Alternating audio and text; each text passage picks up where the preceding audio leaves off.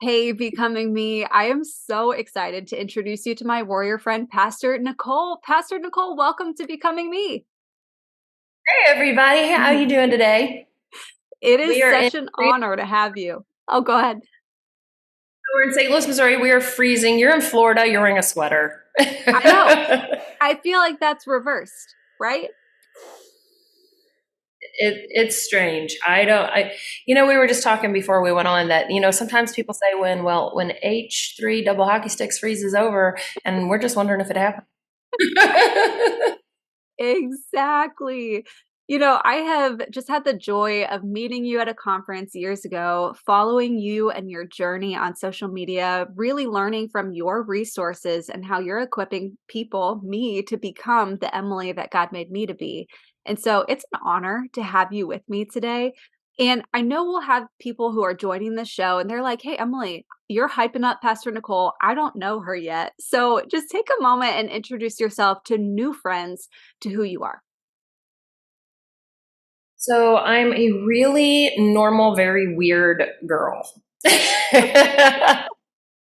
Um, my husband and I have been pastoring a church for, it'll be 20 years this year, which is impossible since I'm 25, but somehow the math adds up. Mhm. And have 9 locations in 3 states.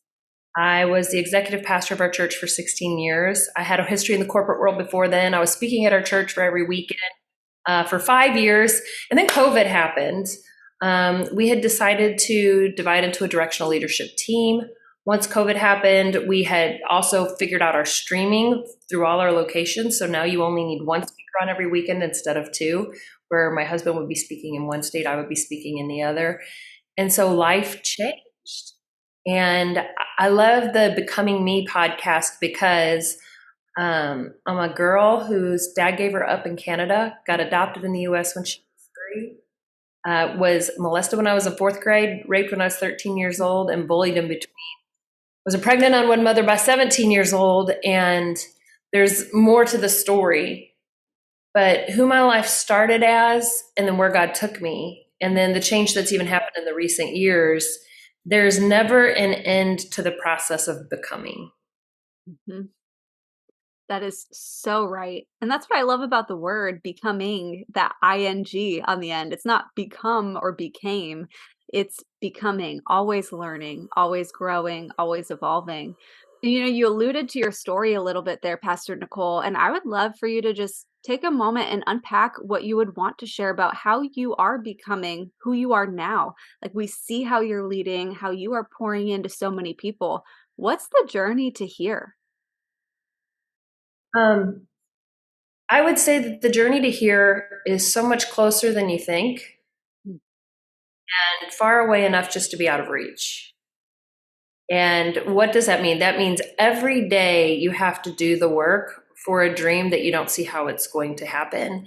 And being a pastor, I'm a believer. By believer, I mean believer in Jesus Christ. And I honestly think when people ask me, what is the best leadership book on the planet? I have gotten the most leadership out of the Bible, First and Second Kings, First and Second Samuel, First and Second Chronicles. I mean, you watch the chronicled lives of all these kings, their rise, their fall, what happened in between, how they screwed up, how they succeeded. And it's just every day we wake up and we feel like we can't reach that place. And I call that faith. Faith doesn't begin until our ability ends. And so, unless we're reaching for a dream that is bigger than Mm. we are really not even pleasing God, our creator, because he says without faith, it's impossible to please God. So he created us as human to be really big dreamers. And when we're not dreaming, he's really not happy. So people who are Christians who are like, no, you should stay in a small house and a small life and not influence anybody with their little pointy fingers. I'm like, I don't know if that's true according to this Bible that I read, because God says, okay, Abraham, look, you're in a tent and all you can see is a piece of canvas above Mm. your head. And it's day. So I'm going to give you a direction that you can't even follow right now. I'm going to tell you, go outside and look at the stars. Well, if Abraham leaves his tent right now, it's daytime. There are no stars. Okay, God. So first of all, You gave me this direction at the wrong time. But no, he says, go out and look at the stars. So Abraham's got to pull out his little phone and be like, Siri, remind me after dusk to go look at the stars. And Siri goes off later and he's like, oh yeah, God told me to go look at the stars. So he walks outside, but he had this ceiling above his head for a long time. And I think that's our day to day. In our day to day, we feel like there is this ceiling because whatever God has put in our heart, the purpose we were born with, the destiny we have always dreamed about, it feels like so impossible. But he's saying, go look at the stars. I know it's daytime. Go write the book. I know you don't have an outline. Go start the podcast. I know you don't know what to say. Go start the business. I know you don't know how to write a business plan. We let the little day get in the way of the big dream. So every day, so it seems so far away, but every day we have to get up and we have to work on it. And we don't have to do the whole day, but we just have to do something today. That is so powerful. I'm curious, in your own becoming journey, how does that look like in your day to day, right? The getting up and the putting work towards your big dreams and lifting that ceiling. What's that look like tangibly for you? Oh, that is such a good question because you've kind of caught me in the middle of the whole thing. So I lead mastermind groups. I do coaching, and we do it in a group format. We spend a whole year together. And we do three-day immersives. So we really go deep in these 3 days. And then we do these 2 half days. Well, I have a group that's in year 2, and we just did a half day. Okay. And how we've turned our faults into defaults. And so we keep self-sabotaging by default because we have formed these habits that just don't move us forward. Maybe they get us by. Right? But they don't move us forward. And everybody wants to move forward. God didn't say, I wrote you a book. It's your life. It's 1 chapter. No, he's written this like full, robust book for our life. And he's like, and then he puts the pen in our hand. He's like, I want you to keep writing. So everybody is evolving. Everybody is changing. Everybody is moving forward. But there are these habits.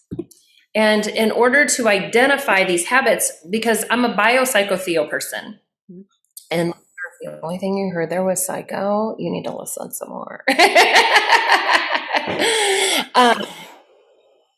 But I fully believe that our flesh, our brain, our biology, our physical well-being, you can't be physically ill and at your best mental performance. So then psychology, that's our mind, our will, and our emotions. It's how we think.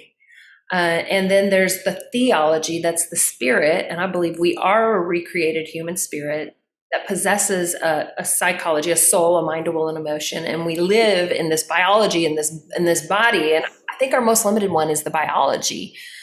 But if we don't know how they work together, so our soul, our psychology, our brain, so this is psychology and biology together.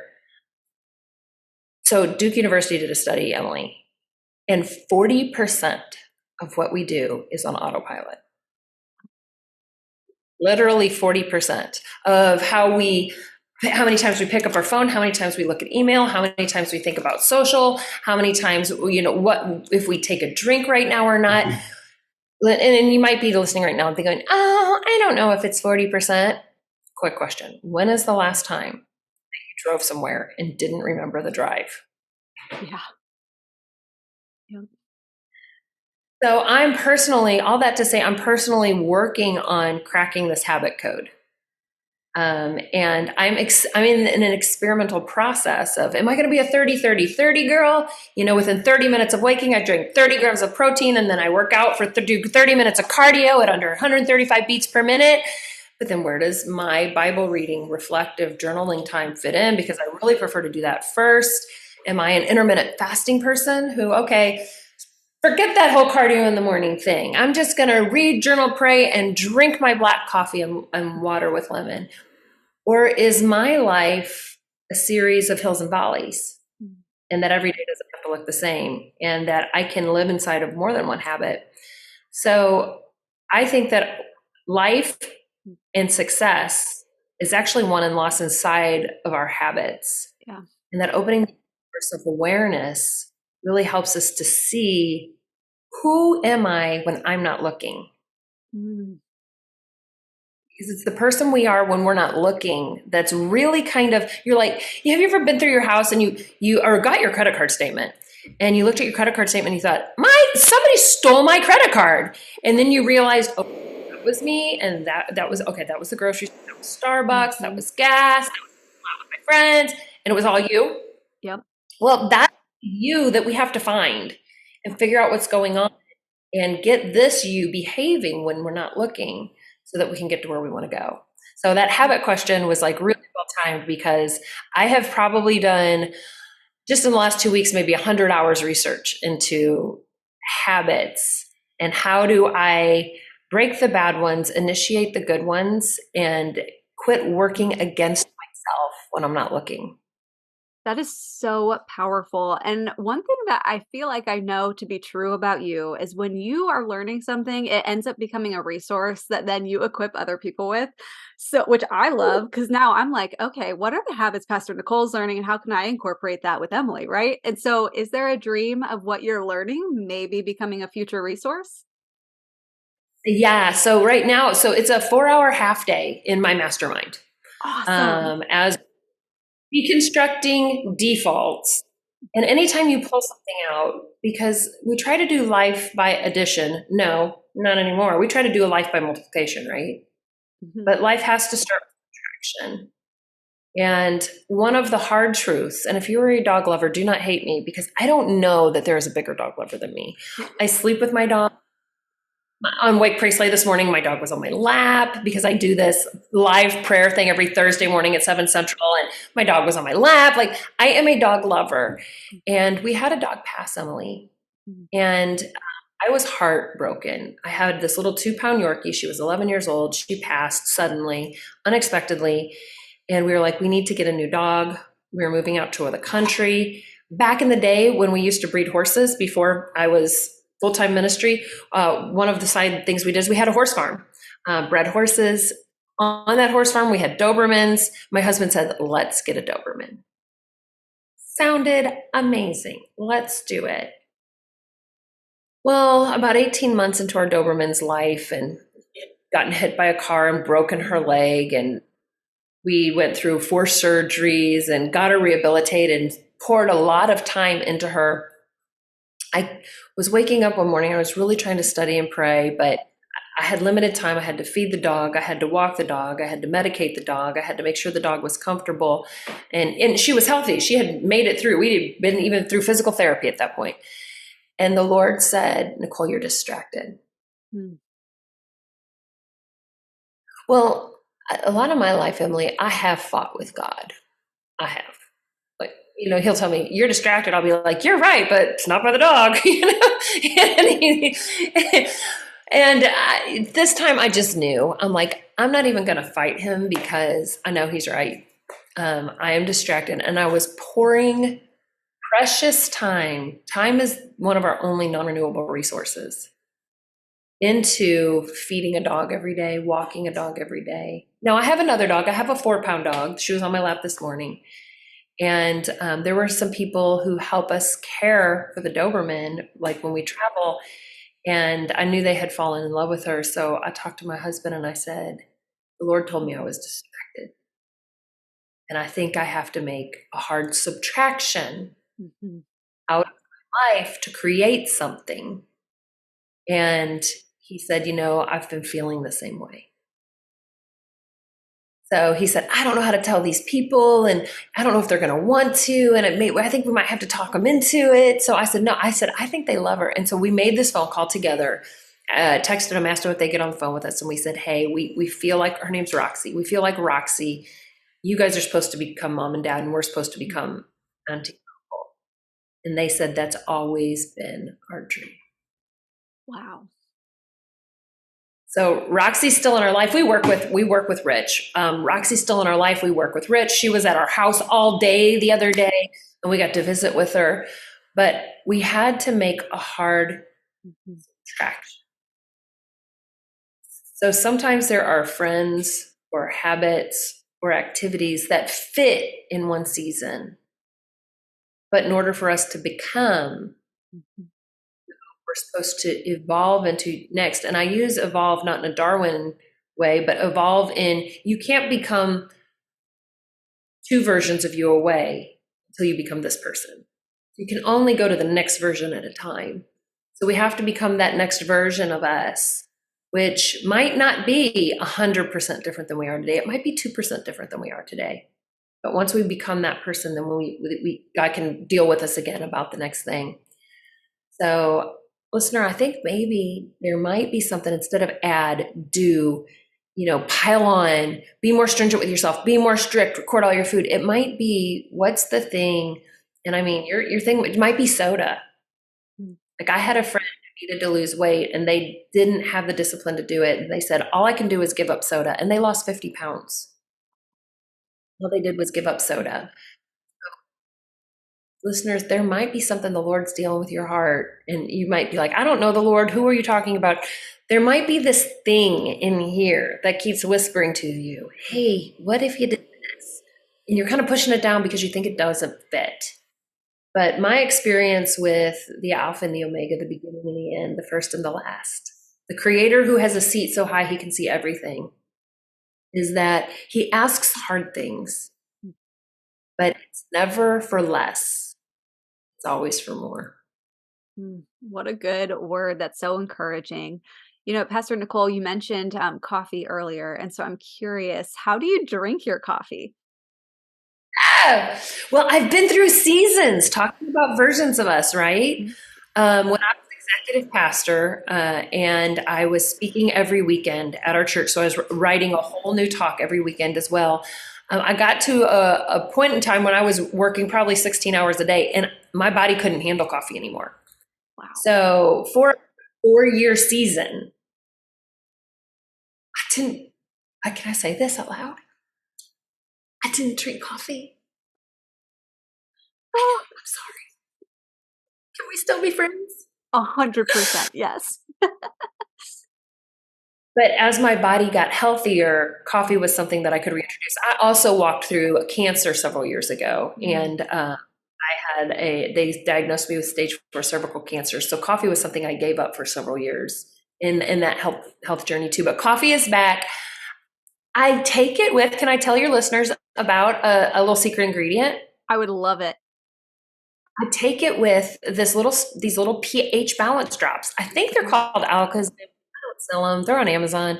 But what they're just selenium and potassium. And one of the bad things about coffee is the acidity. So you just put a few drops in your coffee. You can't taste it. You can't smell it. It doesn't change the texture, but it takes the acidity out of the coffee, which makes it for cancer survivors to not feed those cancer cells acid.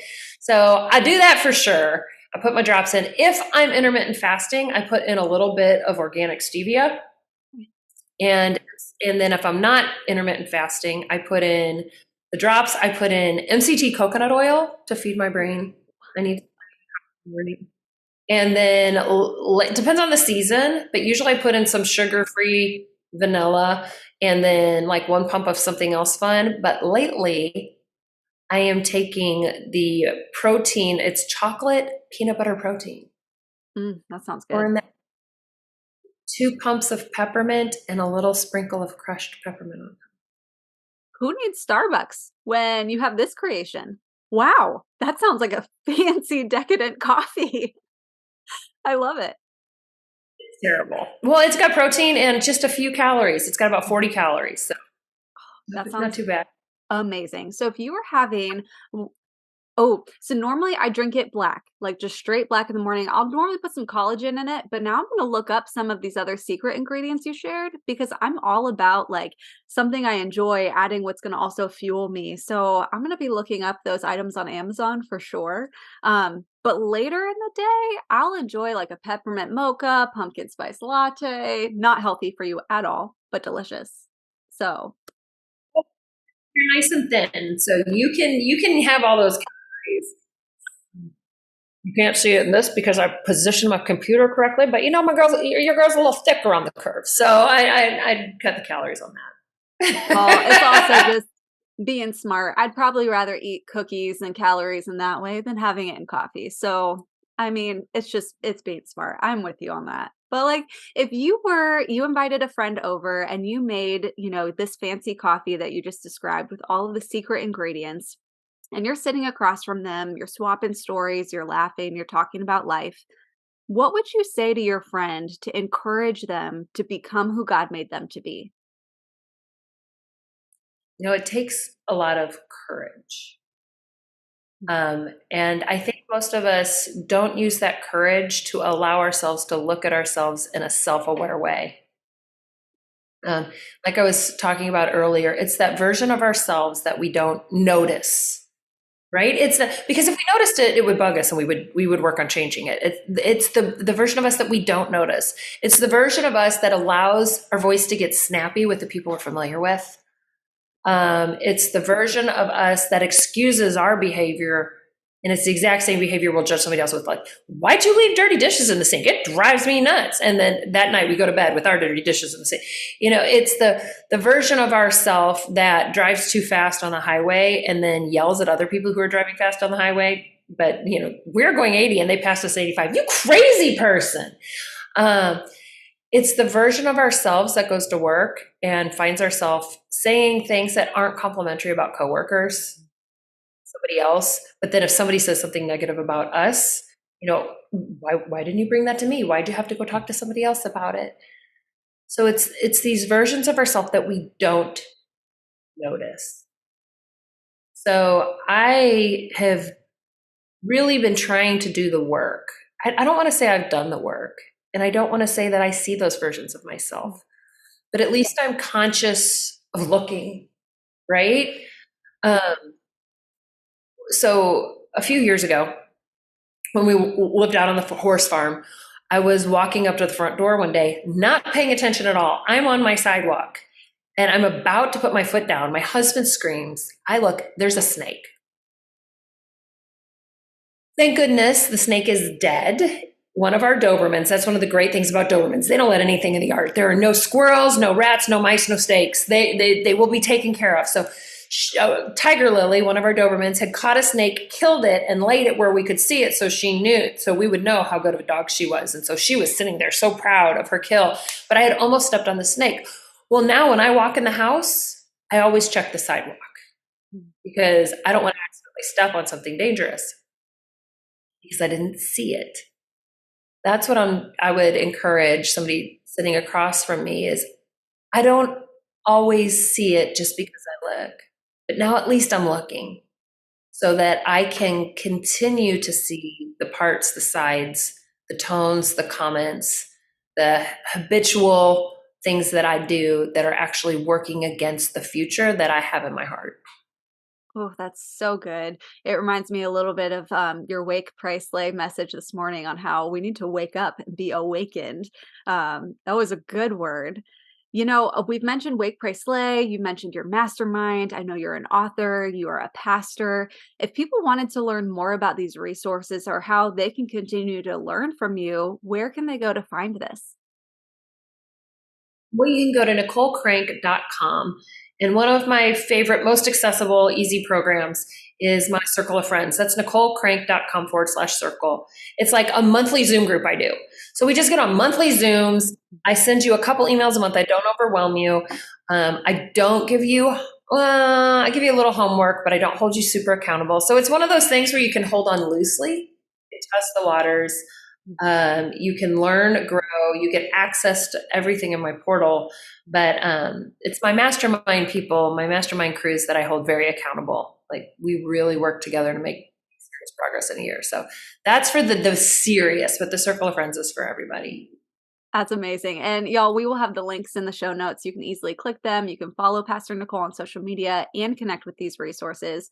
And for those listening and watching, Pastor Nicole mentioned her relationship with the Lord too. If you've never begun a relationship with Jesus, DM me, email me. That link is in the show notes. Would love to introduce you to Jesus Christ. That's the foundation for becoming who God made us to be.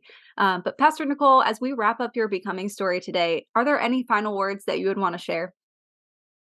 Yeah.